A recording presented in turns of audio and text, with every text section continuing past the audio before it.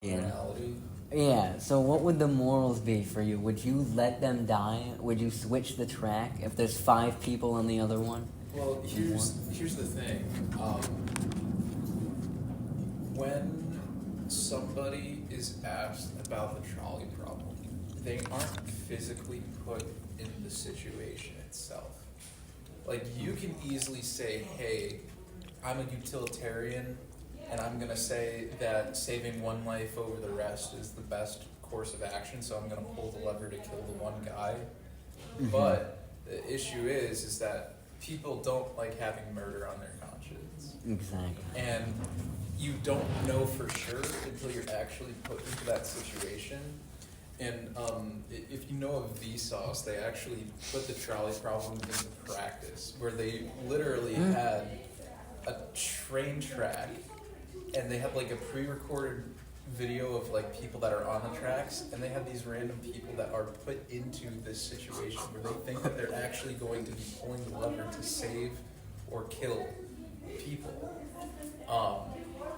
And what they found was when there is some form of I am pulling this lever to kill somebody, people are more likely to not do it because they don't want it on their conscience.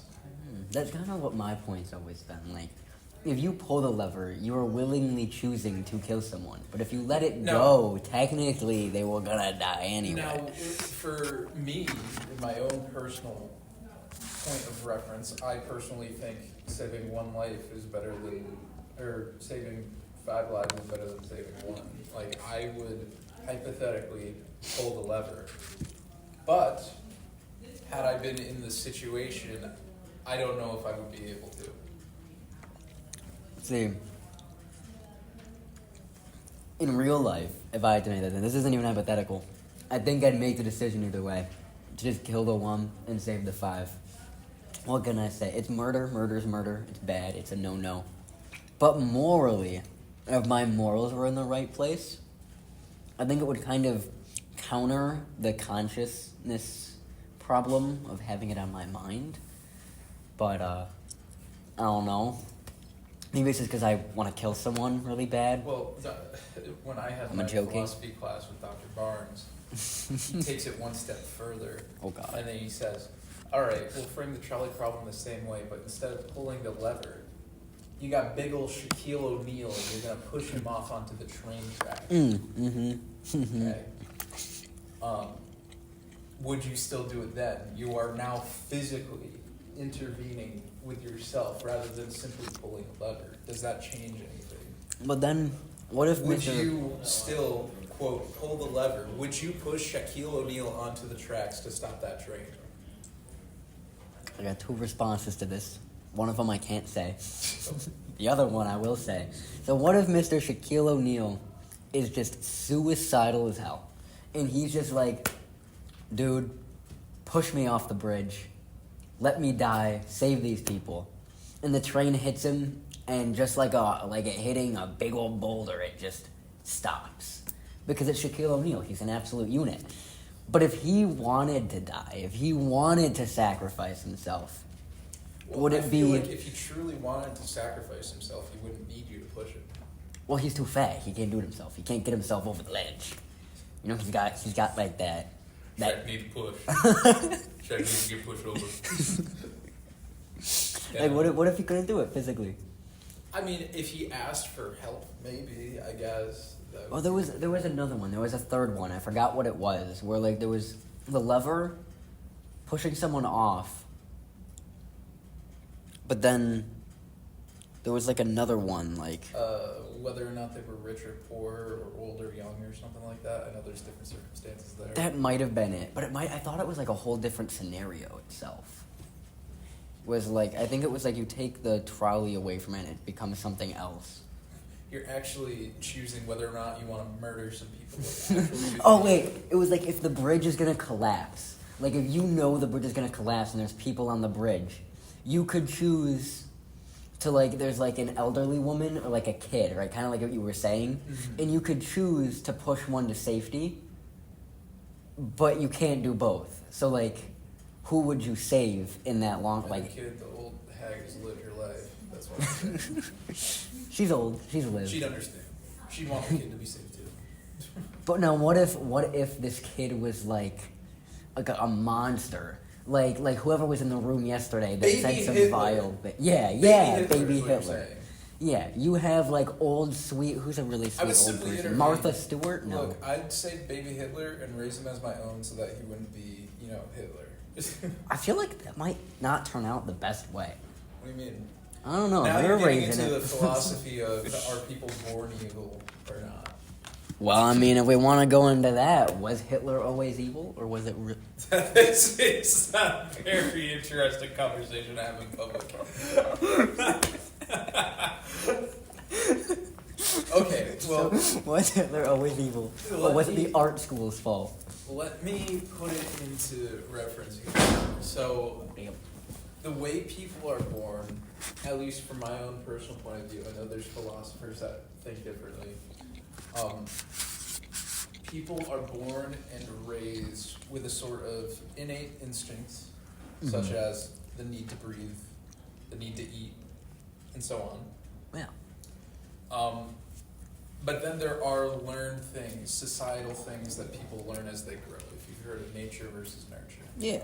So there are certain habits that a parent will teach to their young ones in order to teach them to either socialize or survive in whatever forms that it may be.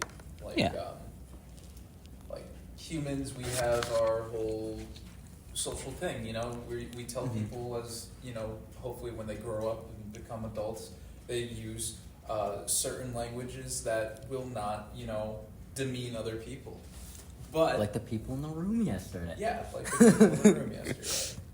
But sometimes people haven't gotten that socialization, or the correct socialization, and therefore they don't necessarily, I know it's never okay to really plead ignorance, but ignorance, I think, is a sort of real thing to fall back on. Like, if it is true ignorance that you are not understanding what you are doing is wrong, then how would you know that what you are doing is wrong? I mean, it's kind of the same thing with like either pleading insanity or like having a mental health issue. I think, Because if you think about it, like there are some people they just don't know. Like, you could have like severe autism or Down syndrome, and you could kill someone, but you wouldn't know what you were doing because you don't think the same way other people do. So the same thing, like if you aren't taught, is what you're saying. Like if you aren't taught that it's wrong. I think it's important to also realize that individuals that are But do you think autistic Hitler? or have Down syndrome, Do you think Hitler had any of those? Like you can't assume incompetence with individuals with intellectual disability. You always want to assume that they are competent unless proven otherwise. That is the general golden rule. Do you think Hitler was raised to not kill people? Do you think his mommy was like? I think he Hitler was used to kill people? raised by his parents to think in a sort of nationalistic way, and that kind of got twisted and malformed through World War One, through seeing combat, because Hitler was a soldier in World War One, and I did not know that. That's new to me. yes, he was Learn a something new. soldier in World War One. He was actually saved by somebody. He was like shot or something. But Should've let the him whole idea of nationalist pride was a big thing in Germany. And in that whole time period of imperialism and trying to take over other countries from your own country, Great Britain, they were all over the world. They had a whole empire. Germany, they were expanding into other countries as well, as you would know from World War One, World War II history. But after World War One, the losers lost, and therefore the losers got to pay up. So Germany was put in a situation where they had to pay reparations, and it was bad enough to the point where they were like, "You're literally going to give us everything," and that's how it was for Germany. And so then they were put into this hole of, okay, well, if we're giving everything to everybody else, then how are we a nationalist country going to survive on our own. And so the whole Great Depression started happening because of this whole war that happened and all of this and that, but it really hit hard in Germany because they had to essentially pay up because they were the loser. Yeah. And so in this whole vacuum of we just lost everything, the war, finances, Germany in a sense was like, okay, how do we become the great strong Germany yet again? Like, how do we bring it back? The Jews. Not quite. So the whole thing about the Jews didn't happen until Hitler the took. campaigning really started for Hitler to get into power. No, I'm The gonna. whole idea of trying to take back what was rightfully theirs was, I say rightfully theirs, but that was their whole idea. We are going to take back what is rightfully ours. But what are we taking it back from? Who is a certain population that we can ostracize and say they are the ones that are taking this from us? Well, Hitler was like, well, the only people that are wealthy at this time right now are the Jews because they are in certain positions of power at that time. Mm-hmm. And so he just used them as a scapegoat. No, I'm gonna double check again if there's anyone walking by what I'm about to say. You're about to have a hot take, is what you're saying?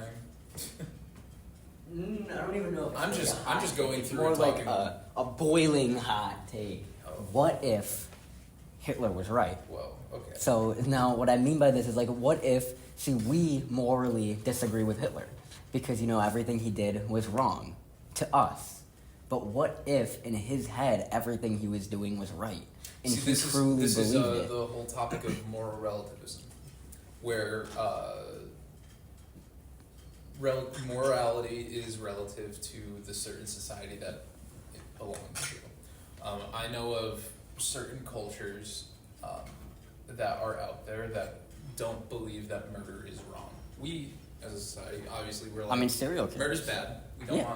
We don't want murder to happen. I mean, But if you've, you can think of in historical times ceremonial murder, like ceremonial sacrifice. I mean, that was always, fine to them, Yeah, but then it's you look fine back at it and because- it's like, ooh, shit, we let him Yeah, do that. like, do you think that I would pick out a random person on campus and sacrifice them to the blood gods? Yeah. No.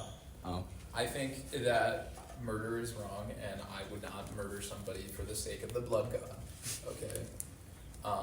But if I grew up and I was socialized in a different society where it was normalized, then I might think otherwise.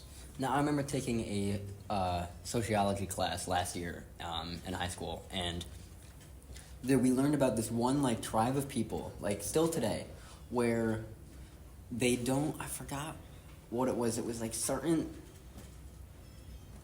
I think it was just girls, kind of like what Chinese people do. Like if a girl is born, they're kind of like, oh nope, she going bye because they want the population to grow. This is just their beliefs. Where every time a baby girl was born, they'd kill it. They would sacrifice it because they thought that it was oh no, bad. And this is today. This happens today.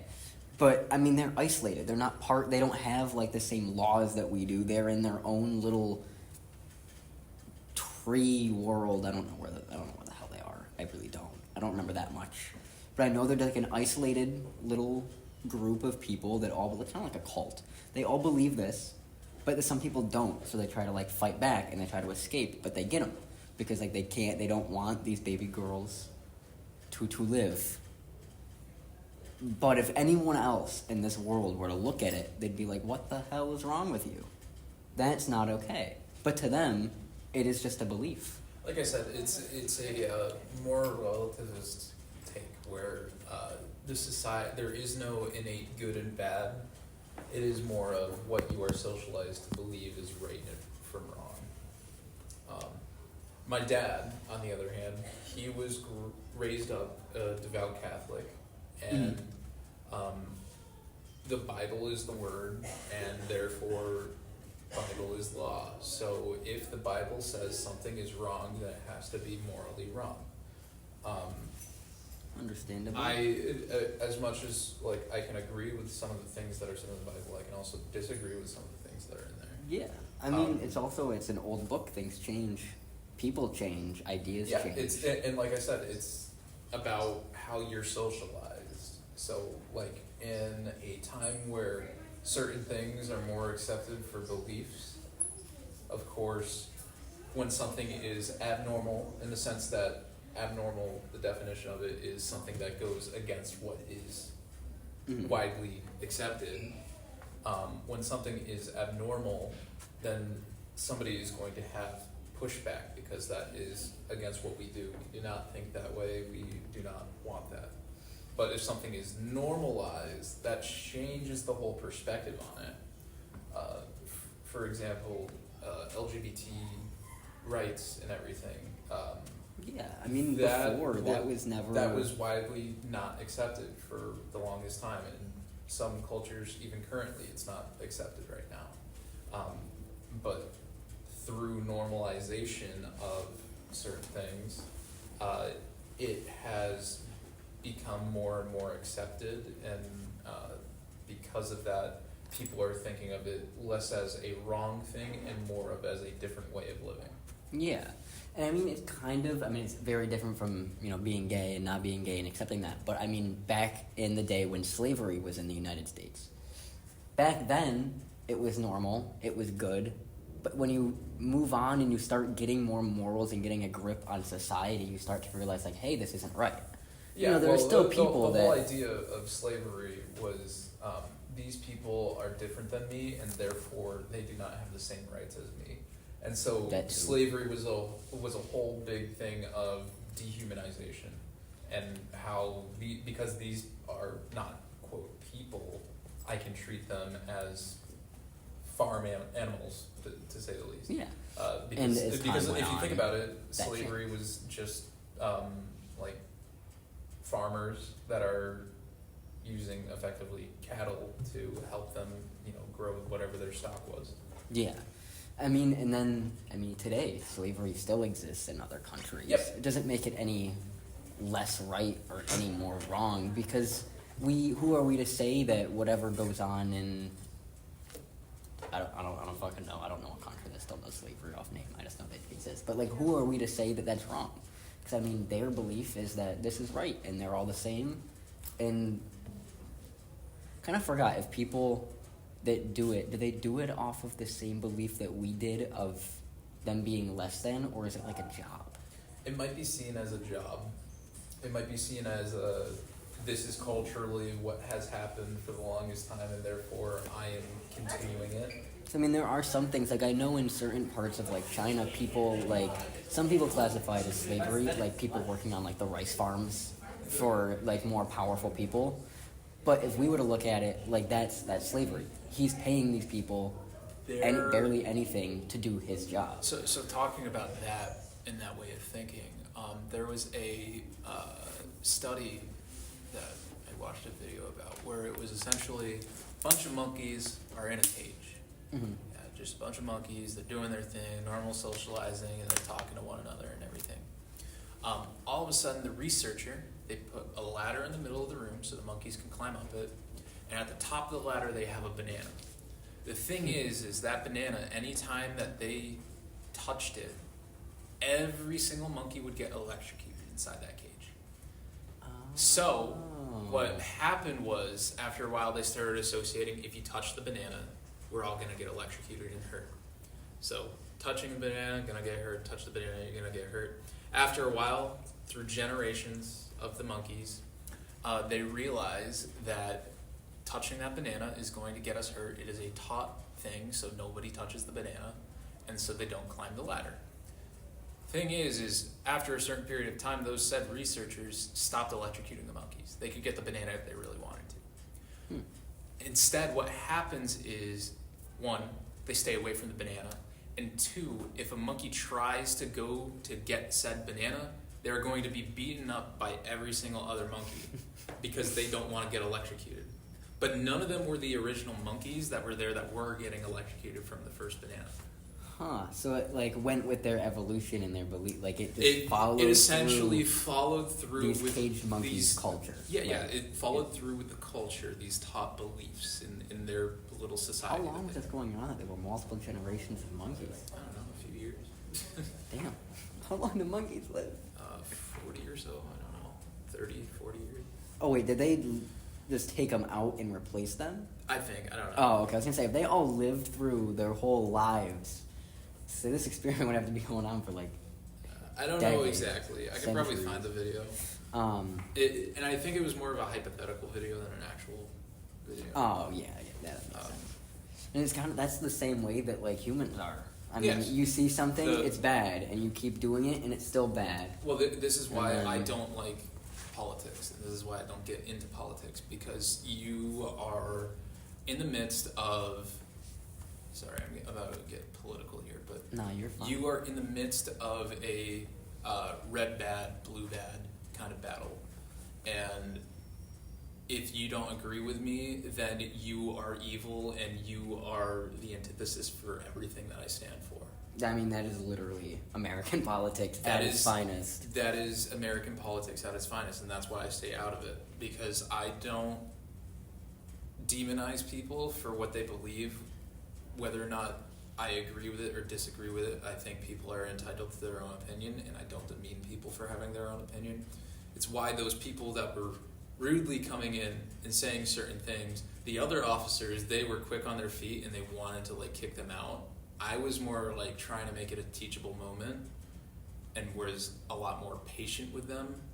They weren't working with me at all, but I was trying to be a lot more patient and understanding from their point of view, because as much as I can disagree with what they were saying and what their thoughts are, I still want to educate them as to why what they're saying might be wrong, and not necessarily say you're bad, because that backs somebody into a corner and makes them the bad person. It's self-fulfilling prophecy. Were they disagreeing about something, or were No, they just openly saying things? They were this is a whole thing. It just spiraled. It was just pushing the line and me saying no, and then certain verbiages were said, and I was like, you can't say that. Like, not. I'm curious, but I don't know if I want to ask, or if I even ask if I'll be told. I can give you a more detailed thing if I'm not being recorded, but Yeah, so that's gonna wrap things up.